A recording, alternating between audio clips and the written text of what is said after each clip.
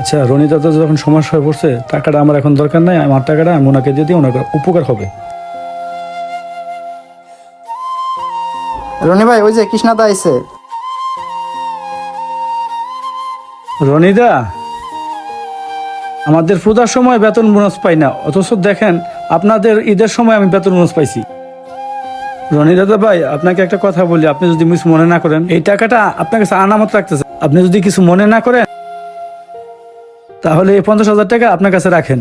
এই টাকাটা আপনি ঈদের সময় খরচ করতে পারবেন, আর আমার এই টাকাটা পূজার সময় হলে দিলে চলবে। কৃষ্ণদা, আপনি তো টাকাটা আমাকে রাখতে দেন নাই। আমি একটা জিনিস খেয়াল করছি, আপনি গোপনে আমাদেরকে অনেক সাহায্য সহযোগিতা করেন। আর আজকে এটা বুঝলাম যে কিছু কিছু সময়ে কোনো জাত ভেদাভেদ মানে না। হ্যাঁ কৃষ্ণাদা, রনি ভাই যা কিছু বলছে সত্যিই বলছে। আর কৃষ্ণাদা, আপনার হাতের রান্নাটা কিন্তু ওই দিন অনেক মজা হয়েছিল। আর আমি কিন্তু বুঝতে পারছি রান্নাটা আপনিই করছিলেন।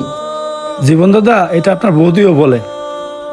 তার রনি ভাই, আল্লাহ তো টাকার ব্যবস্থাটা যেভাবে মিলাই দিল, আপনি তাহলে বাড়ির যাওয়ার প্রস্তুতি নেন, আমি একটু বাইরে থেকে ঘুরে আসতেছি। কোনো ধর্মকে আপনারা ছোট করে দেখবেন না। আমাদের ভিডিওটি যদি আপনাদের কাছে ভালো লাগে, লাইক কমেন্ট শেয়ার করে দিয়ে সবাইকে দেখার সুযোগ করে দিবেন। ধন্যবাদ।